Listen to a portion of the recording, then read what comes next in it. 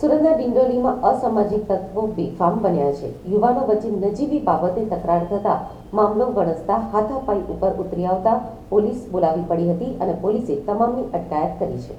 ડિંડોલીમાં અંબિકા ટાઉનશીપમાં યુવાનો વચ્ચે સામાન્ય બાબતે બબાલ થઈ હતી. આ યુવાનો વચ્ચે થયેલી બોલાચાલી ત્યાંથી અટકી ન હતી અને એકબીજાને મારવા સુધી પહોંચી ગયા હતા. અંબિકા ટાઉનશીપમાં રહેતા યુવાનો વચ્ચે નજીવી બાબતે બબાલ થઈ હતી.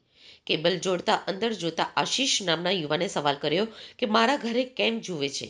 બસ આટલું જ કહેતા જ બીજો યુવાન ભડક્યો અને જેમ તેમ બોલવા લાગ્યો હતો. બંનેનો ઝઘડો ખૂબ લાંબો ચાલ્યો, જેના બાદ લોકોએ વચ્ચે પડી સમાધાન કરાવ્યું હતું. જોકે આ બબાલનો ખાર રાખી અન્ય યુવાનોએ સમાધાન કરવું છે તેમ કહીને યુવાનને બોલાવ્યો હતો અને તેના ઉપર ચપ્પુ અને લાકડીથી હુમલો કર્યો હતો. અચાનક હુમલો થતાં યુવાનને ઈજાઓ પહોંચી હતી. યુવાનો વચ્ચે બોલાચાલી બાદ ચપ્પુ જેવા હથિયારથી મારામારી થતાં પોલીસને બોલાવી પડી હતી. પોલીસે ઉત્પાત મચાવનારા તમામ લુખ્ખા તત્વોની ધરપકડ કરી અને ત્યારબાદ પોલીસે આરોપીઓને સ્થળ ઉપર લઈ જઈ પંચનામું કર્યું હતું. હજુ ગત સપ્તાહે અમદાવાદના ચાંદખેડામાં પીજીમાં રહેતા યુવાનોએ બબાલ કરી હતી.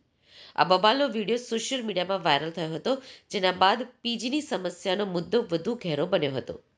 દિન પ્રતિદિન વધતા યુવાનોમાં આક્રોશનું વલણ વધ્યું છે, જેના કારણે સામાન્ય બાબત પણ વિવાદ બાદ વિવાદ બને છે.